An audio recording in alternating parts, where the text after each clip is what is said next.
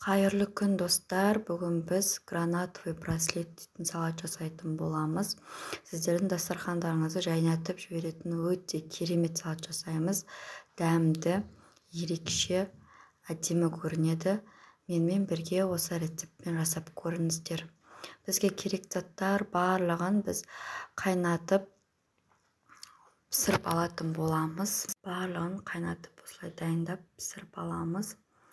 Одан кейін біз свекламызды, картофелімізді, морковымызды және де жұмыртқамызды теркіден өткізіп аламыз.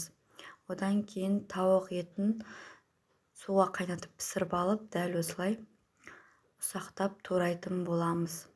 Одан кейін 50 грамм орехімізді дәл осылай ұнтақтап, ұсақтап турап аламыз.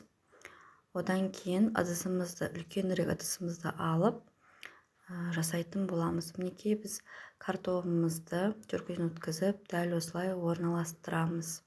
Оның үстіне тұзымызды сеуіп, одан кейін осындай пакетке майонезімізді салып алып, дәл осылай қылып жағып шығатын боламыз.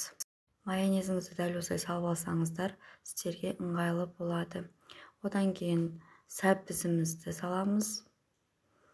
Сәбізімізді де дәл осылай жинақтап, одан кейін тұзымызды сеуіп, одан кейін майонезімізді жағып шығатын боламыз. Барлығын дәл осылай жасап шығамыз. Одан кейін тауығымыздың үстіне жұмыртқамызды салып, барлығын жақсылап жинақтап орналастырып,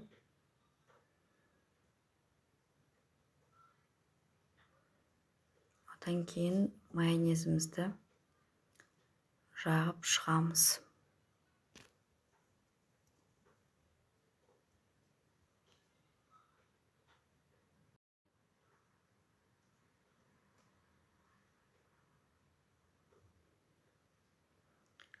Майонезімізді жағып шыққаннан кейін біз оның үстіне ұнтақталған орехімізді салатын боламыз.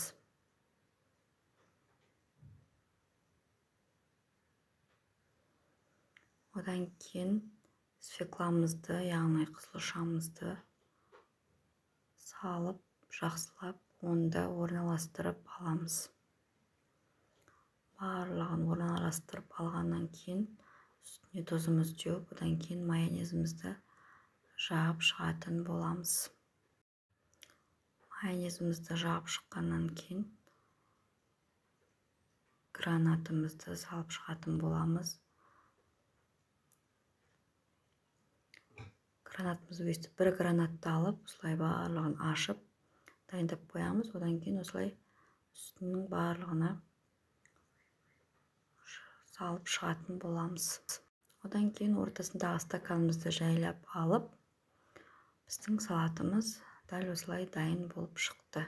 Өте керемет болып шығады. Дәл осы рецептпен жасап көріңіздер. Әр түрлі мерекелерде, жаңа жылда дәл осы салатты жасап көріңіздер. Видео ұнаса лайк басып, комментарий жазып, тіркеліп кетіңіздер.